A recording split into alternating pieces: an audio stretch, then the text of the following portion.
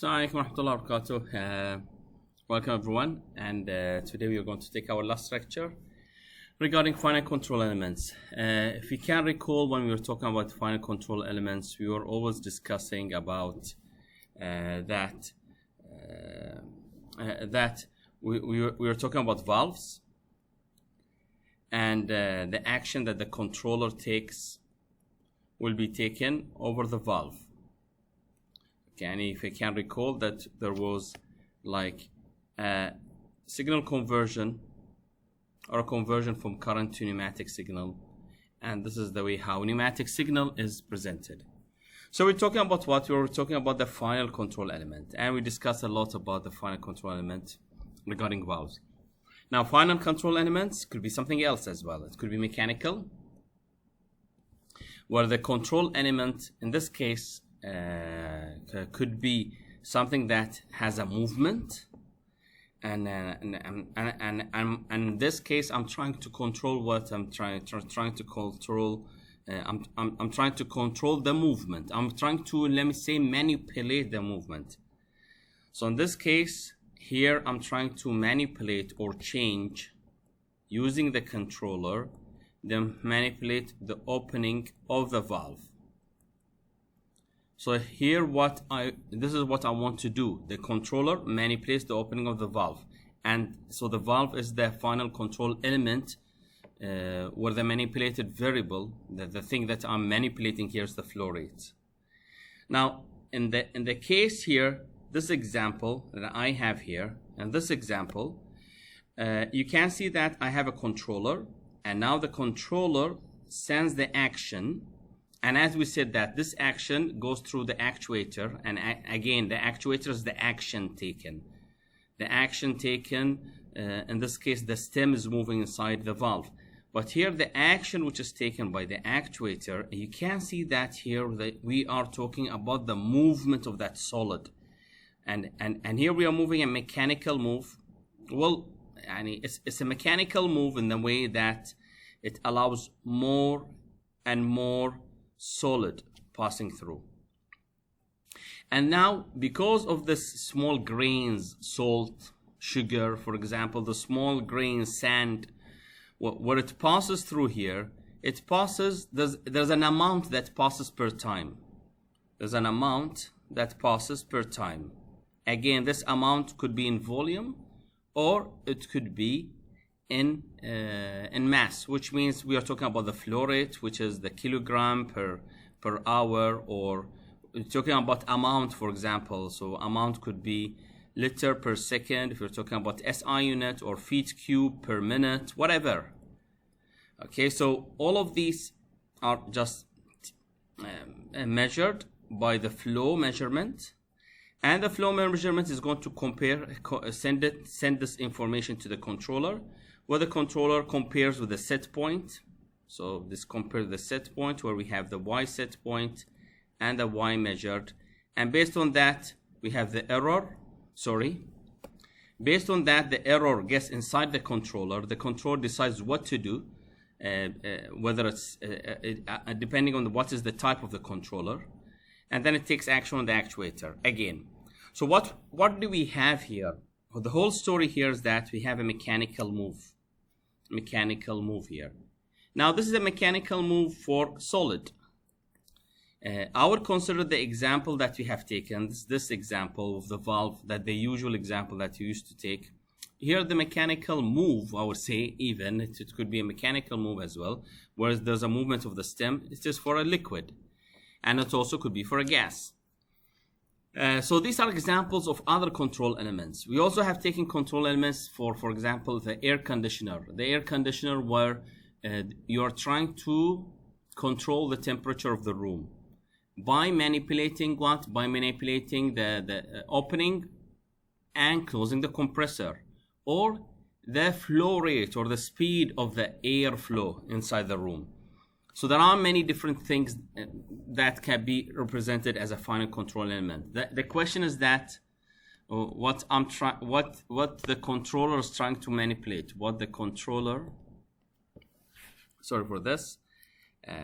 what the controller is trying to manipulate, what the controller is manipulating. A bug. Okay, what the controller is manipulating.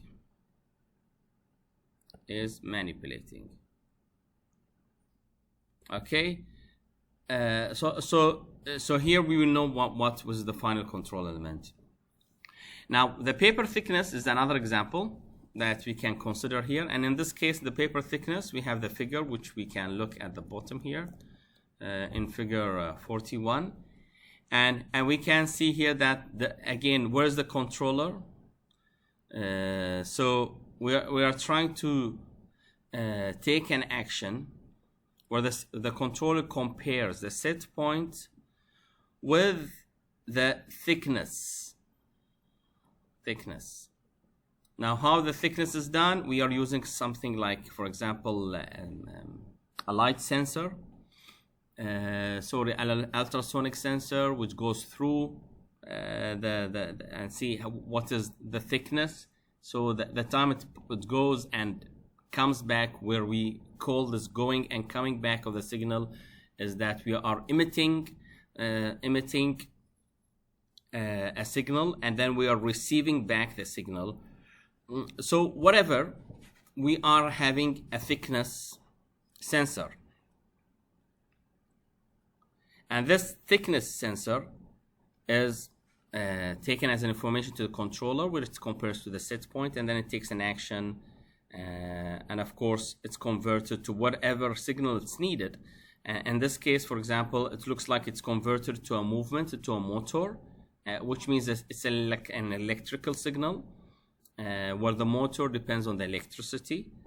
And here we having the motor moving round and round and round, and so we're having a movement where this is moving round and round, which means that we understand that the thickness now will change based on this movable roller. And all of you know how bread, and when you go to any bakery and they try so they put this ajin, we call so that's duff that is kept there, al-ayin, and then it's pressed by a roller, so that, and this is the roller that we have, so this is pressed by a roller so that we can have straight bread, in this case I'm talking about the thickness of the bread, and so this is the way of how the controller takes action, so that it has more movement, more rolling, to have a thinner and thinner bread. So we can control the thickness of the bread using the controller. What is the final control element? Well, let me say what the controller is manipulating. It's manipulating the rotation of the motor. In this case, that means it is the final control element, the fin rotation, the motor. So we can see how things can go. Other than valves, we were discussing, other than the AC conditioning, which looks like more like a electrical signal, we saw the mechanical, and now we also can see electrical. So I'm trying to introduce other types of final control elements, so that you can consider them and don't stick your head to only one type or two types of final control elements. There are many different types. In this case, motor speed control, this is very well known. We have taken that before. Just to read it, the speed of large electrical motors depends on many factors, including supply voltage. More voltage, the speed rotates faster. A process control loop regulates the speed through direct change of operating voltage or current. And I think so we already have taken this. So the controller takes an action, and this action will cause the motor to rotate faster. Of course, we have taken before, why does that happen? And we mentioned many different ways. We were talking when we were discussing about the magnets, and how magnets help to rotate the motor, and we would discuss those different types. Now, without going to the types that are in details, remember what is the final control element without looking at what happens inside this motor here. What happens is that this is the final control element. Okay, so that's the story. What the controller is trying to manipulate, it tries to manipulate the rotation of or the speed of the motor. So the speed of the motor, in this case, the speed of the motor will be my manipulated variable, and my final control element in this case will be the shaft. Okay, so it is the element. It is the element that we are dealing with, but it is the speed of the motor or the rotation of that shaft what I'm trying to manipulate. So that's one part. The other part, electrical, as an example, is the temperature control, and we already know this. Like when you put a kettle, all of us make coffee or tea, so we try to put our kettle on a heating element, and this heating element just heats.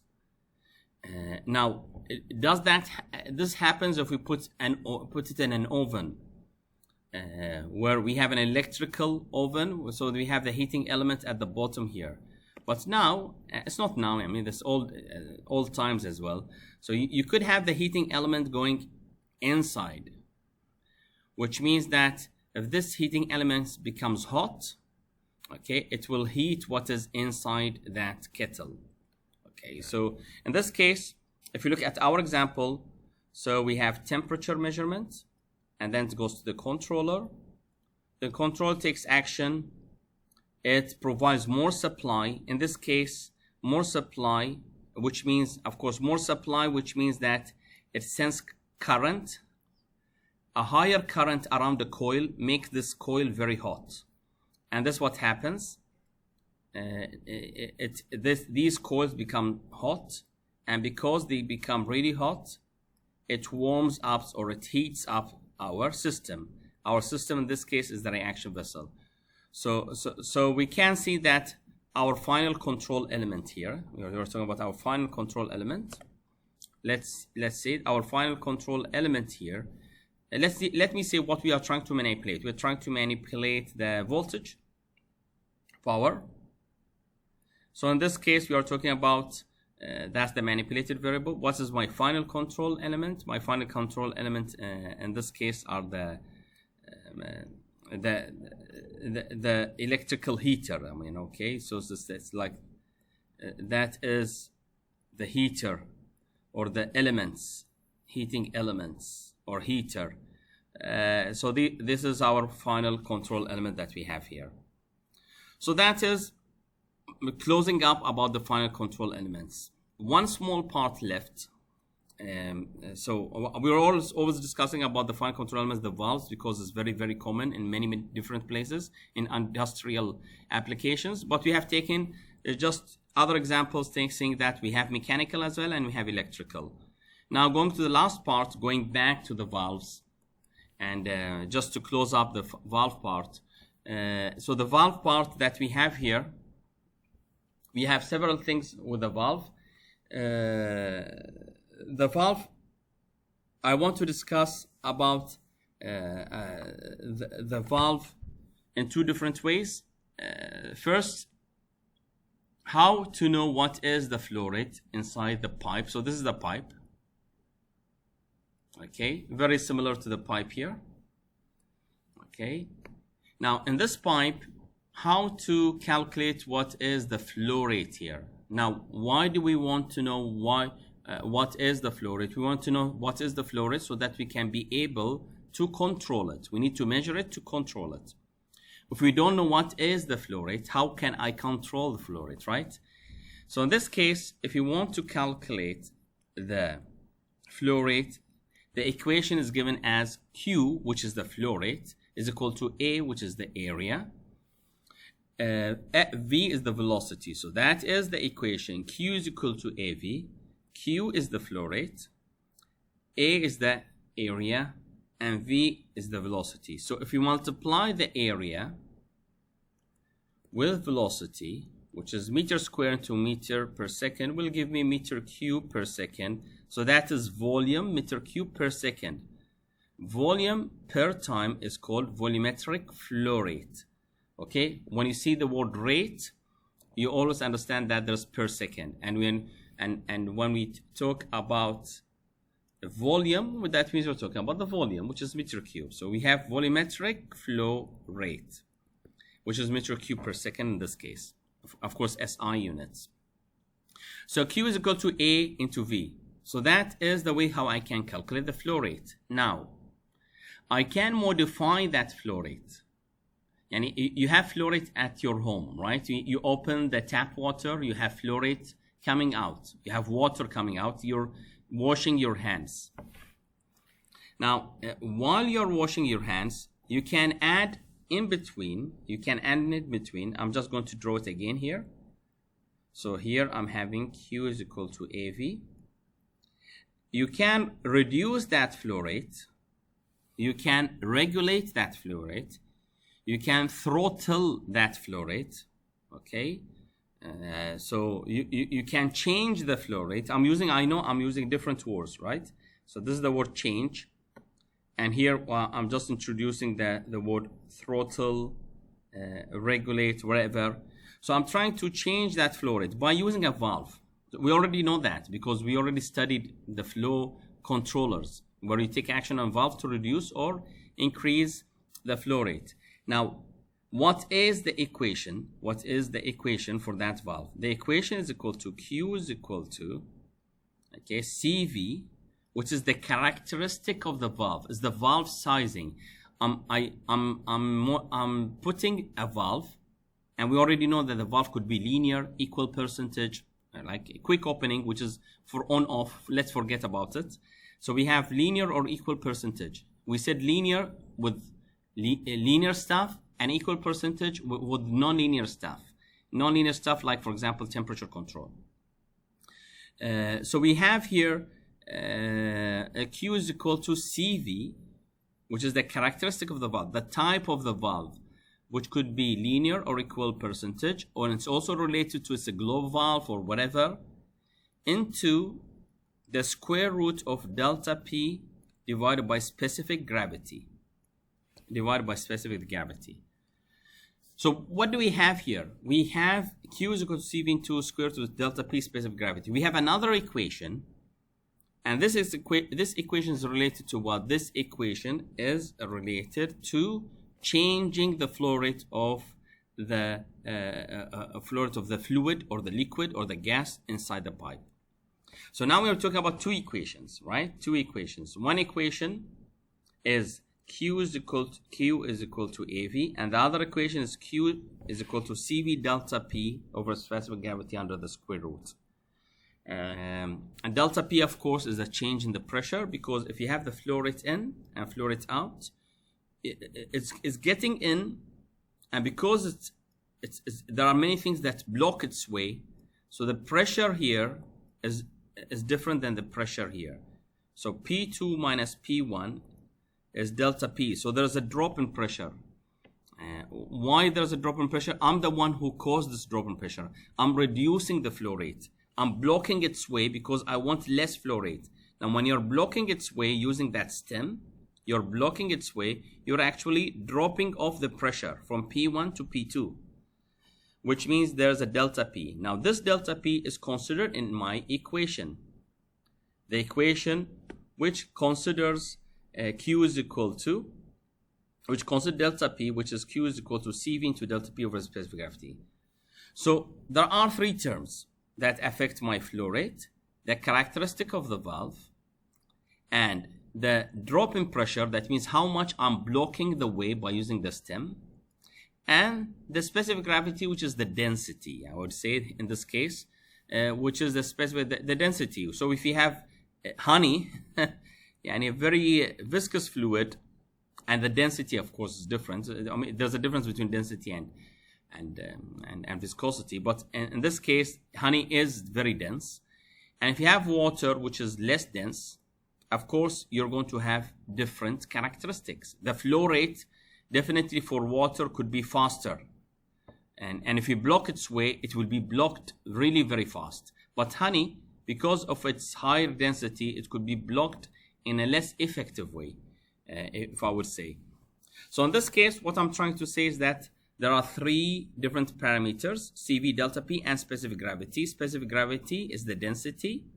it just reflects density. I know it means something. It's the density of the liquid or the density reference, but I'm just giving you that idea that it just reflects density.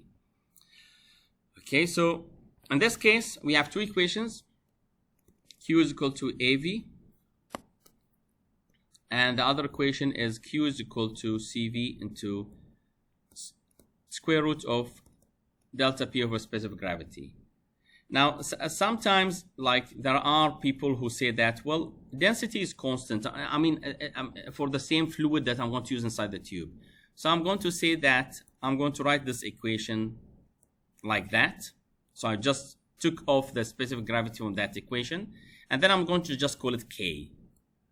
Okay, and I'm going to call this it's just a constant, proportion constant, because I'm going to use the same valve in that process, and I'm going to use the same fluid in that process.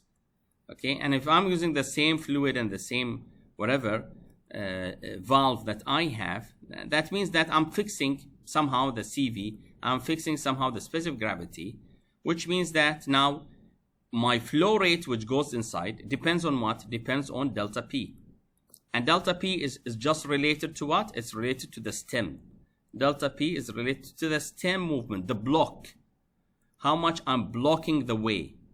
Blocking the way. So which means I can control the flow rate depending on what? Depending on delta P. But now, what kind of a valve I'm going to select? I'm going to select the valve which depends on the characteristic of the valve, the CV. I'm going to select the valve depending on the pipe that I have, on how much power I need, so that I can block the system here. I don't want a very small valve for a big pipe, or a big valve for a small pipe, right? And I want a perfect fit of a valve to the size of the pipe or the tube. Okay, so what do you have here? We have an example. Alcohol, whatever. I mean, let's put another example. This is just taken from the book, Yani. So, okay, so water is pumped through a pipe through a 10 centimeter diameter at 2 meters per second velocity. Find the volume flow rate. So the volume flow rate, or the volumetric flow rate, Q is equal to A into V. Area is pi d square over 4. And here we have the diameter. Velocity, V, this is the velocity. So you just multiply them, you find the area, A is equal to pi d square over 4. We substitute d square, which is in meter. Why did we change that 10 centimeter into meter? We changed 10 centimeter into meter because our velocity is 2 meters per second. It's meters, right? So we have the answer, area, and then you just substitute area, substitute the velocity, and substituting the velocity, which is 2 meters per second, we'll get this is the volumetric flow rate. So this means we have this amount of meter cube as volume per second. Okay, this is the amount that gets per second. Now, if you want to know in 1 minute, 60 seconds, how much it will go through, you just multiply by 60. Okay, so you just multiply it by 60, and then you get, for example, about, let me say, about 1 meter cube per second. So this is the amount. And 1 meter cube, again, if you just think about it, is like this amount, is like 1 into 1 into 1. Okay, so just try to visualize in your head what is the amount of 1 meter, which is less than half of your length of your body. Okay, so you have 1 into 1 into 1. So this is the amount that enters per second. So just to get an idea. Now again, we said that, well, now we want to control that flow rate. We control the flow rate. We know that we can use that equation, and we can reduce that equation to just a proportional constant. But if you want to size the valve, we will still use that equation, because sizing of the valve means that we need to find CV.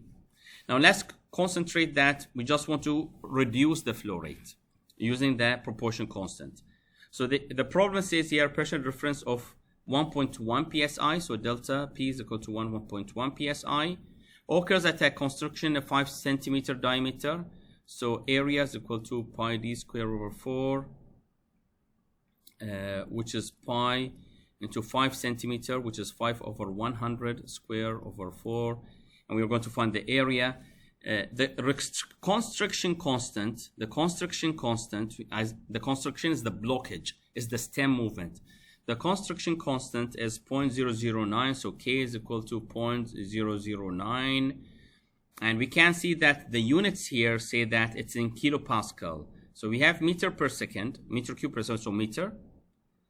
But we have here, find K kilopascal to the power half, which means because it's under the square root. Do you remember that? Right?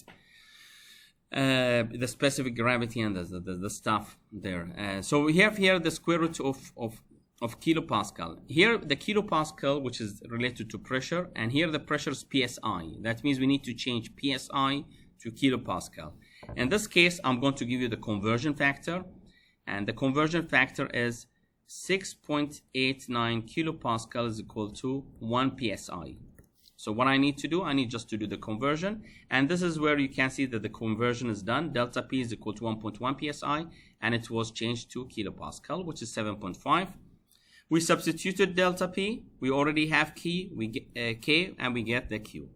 Now this is the Q that we changed the Q, right? And we changed the Q that we have. Just for fun to know, okay, that is the volumetric flow rate. What is the velocity? If I want to really know what is the velocity, then I will go back to the equation Q is equal to AV, and I can find what is the velocity, which is Q divided by area. And in this case, it's 12.7 meter per second.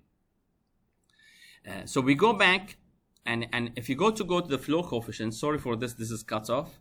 The flow coefficients is that now we can identify, we can go to any shop, and based on the size of your tube or pipe, which is we say ربع inch, نص inch, a quarter inch, half an inch, 1 inch, depending on the size of the pipe, it identifies what will be the characteristics of that coefficient. So it will give you what are the characteristics, and it's good actually. And you can do it the other way actually. Depending on the diameter, you can identify what is CV. Is this true? Yes, it is true. Look at this equation here. This equation says that Q is equal to CV, and that is the design part where we want to identify what is the characteristic of that valve, into delta P over specific gravity. Okay, now Q is also equal to what? Is equal to A into V. And in this case, we're going to have CV is equal to AV, area, which is the diameter of the pipe, into velocity, divided by the delta P over specific gravity. So you can see that we can find CV. And if you take an example just to become more specific, so here it says what is the CV for a valve that must allow 150 gallons, this is volume, per minute. So we have 150 gallons per minute. So that is the volumetric flow, that is Q. With a specific gravity of 0.8, so specific gravity is equal to 0.8, at a maximum pressure of 50 psi. So here we're talking about a 50 psi that we have, maximum pressure. So here we're talking about, that is the delta P. Now what is CV? CV is, I'm just rearranging the equation, and I substituted for Q for specific gravity and delta P. Now we need to check that the specific gravity, we need to check that units do fit together, and make sure that I don't have errors in my units. In this case, everything is fine. So we have 115.8 divided by 50, so CV is equal to 18.97. So that is the characteristic of the valve. Now, depending on that characteristic, I can also identify what kind of area. But why should I do this? The required valve size, the part 2, I can go back and say that, well, let me see here. So CV is 18.97. So 18.97, it's not clear here, to be honest with you. So it's like 1, and I think so this is, I'm not sure if it's 3 or 30, because 18.97 is here. And this case, I don't think so this is correct. So I'll say that this is 30 and this is 10. And 18.97 is just between this. Okay, and because it's between that, I need to select either the 1 inch or the 1/2 inch. If I select 1 inch, that means I will not have enough space. I'm taking a smaller part. So I'll take the 1.5 inch. Okay, in this case, it's selected a 1.5 inch diameter valve so that it fits my use. That's all. And what I just wanted to reflect as well. So please solve the problems of chapter 7. And these are the suggested problems. These are the suggested problems.